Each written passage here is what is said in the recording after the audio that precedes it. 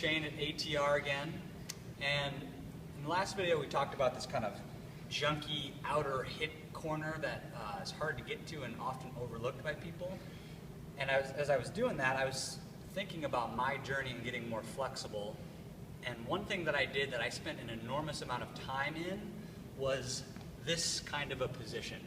Just spending minutes and hours here, kind of getting to know my hip in deep flexion, which is knee to chest. This is hip flexion, and external rotation, the thigh rotating out to the side.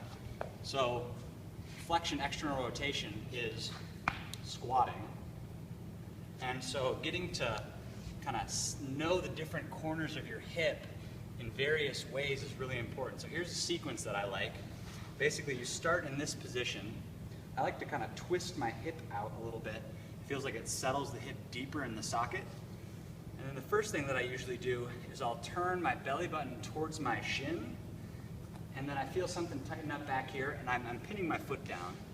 I turn belly button to shin, look behind myself, and I just tense and release and kind of try to create a little space in my hip.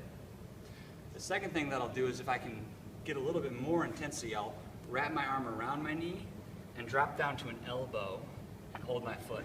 And then I'm going to try to twist as much as possible. So I'm twisting my belly button towards my shin, and that feels like it really winds up the glute back here. It's important to hug this in tight and twist towards it. And then breathe and relax here. Just a little bit of skill and balancing and getting used to it. That's why I say accumulate a lot of minutes in this position.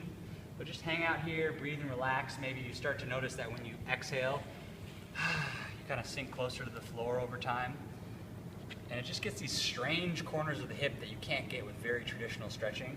So that's another thing. And then I'll come back up and I'll push my knee away from myself. I'll stiff arm my own thigh and look away. And I'll even allow my foot to roll out to the side. And I tense and release. I'm just contracting this leg back into my hand and pushing out against it. Tense and release. Tense and release. And then after that, I'll start walking my hands on each side of my foot. I'll start to turn here, moving towards a pigeon pose. Find an area of tightness and then just relax. You can work your hands over like this. You should be able to eventually get the knee to the ground, but we're not so concerned that you get there immediately. You can kind of have the knee off the ground as long as there's no stress out here. If there is, don't do this one. But just going to kind of find different areas of your hip that feel tight, and then breathe and relax, or tense and release until you keep turning like you're turning on a clock until you can get your knee to the ground. In the beginning, this might be a little bit closer to here, that's fine, but eventually you want to have it where it's more of a right angle of this thigh.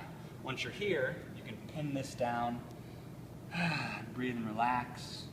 This is just traditional pigeon pose in yoga. So if you're tight in the hip and you're not pinning down your foot and your knee, then this angle will slip and close down because your body is compensating. So you want to keep full tension on the glutes, where you can still relax, but full tension right here.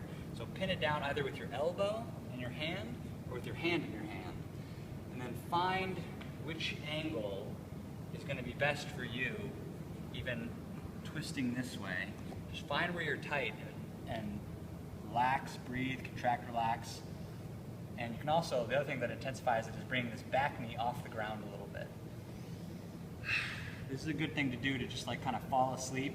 One of the gym members likes to go shoulder on knee, another shoulder on foot, and that's a good thing to do and play around with as well. So really what I want to encourage you to do is just spend an enormous amount of time in those positions, because that'll make your squats way smoother, way deeper, and you'll learn a lot about where you're tight in those strange kind of positions. So check it out, let us know what you think.